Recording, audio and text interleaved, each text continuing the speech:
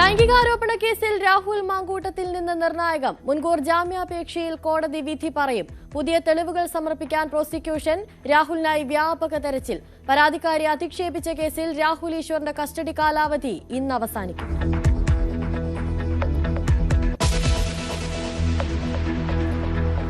രാഹുൽ മാങ്കൂട്ടത്തിനെതിരായ നടപടി വൈകുന്നതിൽ കോൺഗ്രസിൽ അതൃപ്തി പുകയുന്നു. രാഹുലിനെതിരെ വനിതാ നേതാക്കൾ രംഗത്ത്. ഇനിയും പാർട്ടിയിൽ തുടരാൻ അനുവദിക്കരുതെന്ന് യൂത്ത് കോൺഗ്രസ് സംസ്ഥാന ജനറൽ സെക്രട്ടറി സജ്ജന ബി സാജൻ.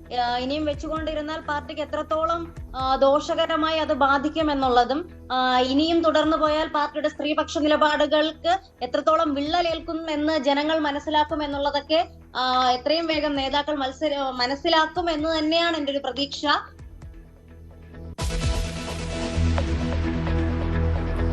വ്ളാഡിമിർ പുടിൻ ഇന്ന് ഇന്ത്യയിൽ. ഇന്ത്യ റഷ്യ ഉച്ചകോടിയിൽ പങ്കെടുക്കും. മോദി പുടിൻ സുപ്രധാന കൂടിക്കാഴ്ച നാളെ. ഉഭയകക്ഷി ബന്ധം ശക്തിപ്പെടുത്തുന്നത് ചർച്ചയാകും.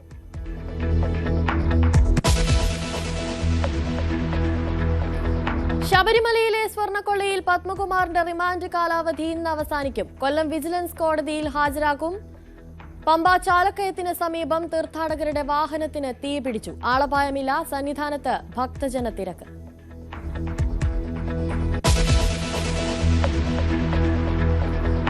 മുഖ്യമന്ത്രി പദത്തിനായി സമ്മർദ്ദം ശക്തമാക്കി DK ശിവകുമാർ. DK ഡൽഹിയിൽ സ്വകാര്യ പരിപാടിയിൽ പങ്കെടുക്കാനെന്ന് വിശദീകരണം. നേതൃത്വം ക്ഷണിക്കാതെ ഡൽഹിയിലേക്കില്ലെന്ന് സിദ്ധരാമയ്യ.